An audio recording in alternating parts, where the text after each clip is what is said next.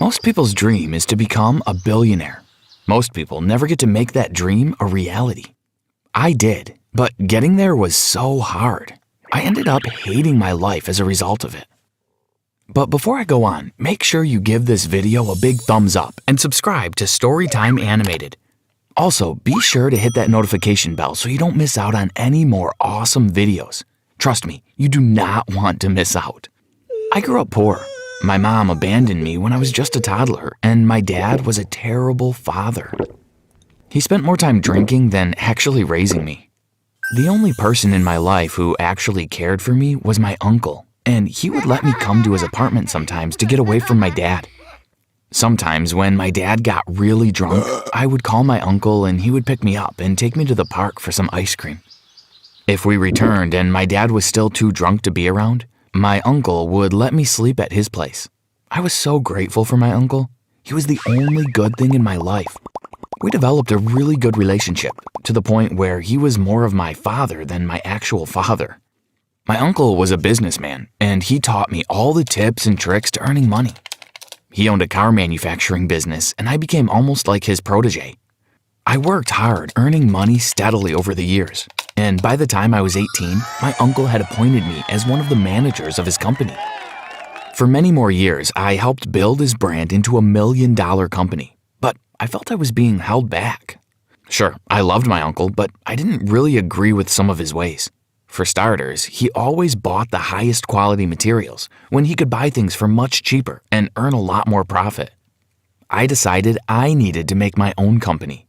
So I started up my own car manufacturing company, and things boomed. I was earning millions and millions of dollars. My uncle didn't approve though. He said I was cheating my customers and that was wrong. But I didn't care. I was foolish and young and greedy, and I just wanted more money. Before long, my company rose to such heights that it overtook my uncle's original company. He was losing money and I knew he needed help, but I didn't offer to lend him a hand. I regret that to this day. I ended up buying his company off him for a really low fee, and now I had 2 massive companies under my control, earning millions of dollars each year. I invested in all sorts of things, from the stock market to other businesses, and by the time I was 25, I was a billionaire. But I hated my life. I had no friends, no real family, no one who really cared for me. I had betrayed my uncle, the only person I truly loved. And now I had no one. Even worse, my father had suddenly come back to me, and he was acting all nice. It was unlike him. I knew he was only acting this way because he wanted money from me. Of course, I gave him some. I didn't want him to starve, and he was my father. I felt like I had to help him. For years, my money grew and grew, but my happiness only declined. I was always working, so I never had the chance to make friends. My uncle had moved abroad. I had no idea where he was. Life was miserable. But then I met someone. This woman, her name was Sally. She was so beautiful and kind-hearted, and I was truly in love with her. I treated her to all sorts of gifts. My father told me that she was only in it for the money, but I didn't listen to him. Who was he to speak anyway? I knew he was only in it for the money too. After our first few dates, I was in love with her. I really wanted to marry her. She told me she didn't want my money too.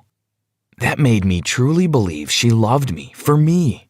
But then I discovered something that changed everything. We were at home when Sally's phone suddenly got a lot of messages. I asked who it was, and she said it was just her brother, but I had a feeling she was lying. Then she got up to leave and told me she was going to meet her brother. I ended up following her out, but I kept some distance between us so she wouldn't realize I was following her. She ended up going to the mall, and as I peeked around the corner, I spotted her with this really old man who looked very rich, and she was kissing him. I was so disgusted. As it turned out, my father was right. Sally was a gold digger, and she actually had multiple boyfriends who all happened to be very old and very rich. I immediately broke up with her, but my heart was broken. Meanwhile, I had become the youngest person to earn $1 billion. I was even in magazines and newspaper headlines. My name was everywhere. Everyone knew who I was. I hated the fame too. I couldn't even go to the park without a bunch of people walking up to me, most of whom asked for money. Then, one day, I was staying in my third mansion when my staff told me a woman was at the door. They said she claimed to be my mother. I rushed out, and sure enough, there she was. I didn't have too many memories of her, but my dad always kept a photo of her hidden in his bedroom, and every now and then I would take a peek at it. It was the spitting image of my mother, except her hair was slightly graying and she had a few more wrinkles. I led her inside and sat her down in the living room. At first, no one spoke. I was still shocked to find my long-lost mother here in my home 20 years after she abandoned me. I didn't know what to think. I still had much anger within me because she had abandoned me, but I also felt relief. Finally, I had my mom back. "I'm so sorry, my son," she said. I was shocked to hear her say that. "It's okay," I said. "No, it isn't. I abandoned you. I was selfish and I abandoned you," she said. "How did you find me?" "I saw your picture and name on the news and I had to come immediately. I had no idea where you were, but when I saw your face, I knew I had to find you." I didn't know what to think. My mother had abandoned me, but she was back. But then I wondered why she had come back. Was she just like everyone else, in it for the money? Is that why she came back? I looked at her clothing and she didn't seem poor. But then again, anyone would seek more money if they could. And I also wondered if my picture and name had been on the news, but I hadn't been a billionaire, would my mother still have searched for me?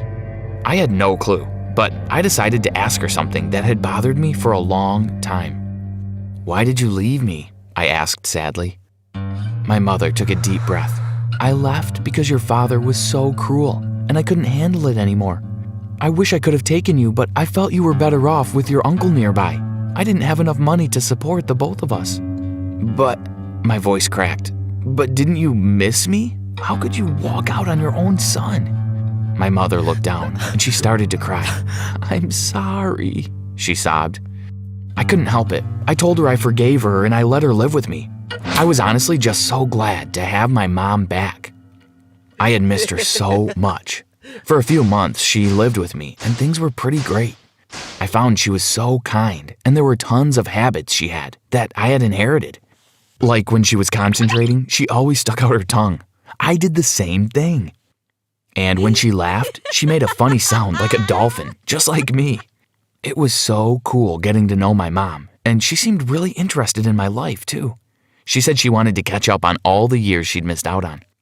But then things went downhill. Pretty soon, I learned the real reason why she was here, and it broke my heart. She had been living at my mansion for around 6 months. I was at work, but I decided to come home early so we could have dinner together.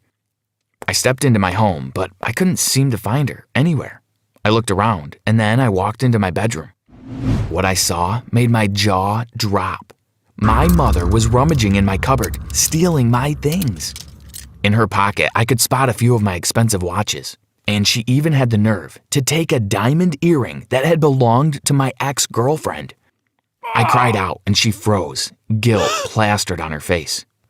I realized she was the same as everyone else before her. She was only in it for the money, too. I told her she couldn't live with me anymore.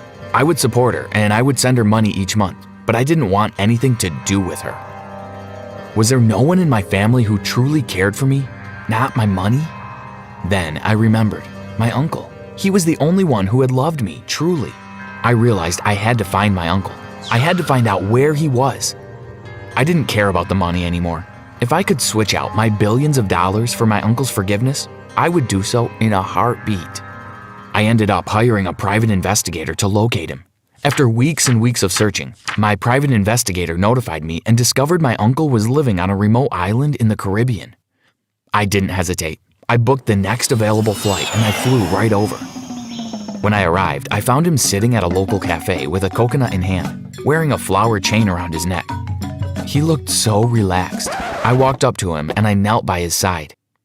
He jumped at the sight of me. "What are you doing here?" he asked. "Uncle, I'm so sorry," I said. "I've learned the wrongness of my actions. Please, I know I do not deserve it, but I beg for your forgiveness. I don't care about the money. I've discovered life is meaningless without the people who care about you. Please, Uncle, I'm sorry." My uncle seemed to hesitate, But then he smiled. "Of course I forgive you, nephew." We hugged, and everything was right between us. After he showed me around the island, I fell in love with the place, and I decided to move there. I abandoned my businesses and let them fail. I had enough money to last me for the rest of my life. For now, I could just relax and embrace the simple life. After 2 years of living there, I ended up falling in love with a local girl, and we now have 3 children. They call my uncle Grandpa. I'm not a billionaire anymore, but I love my life. It seems money truly can't buy happiness.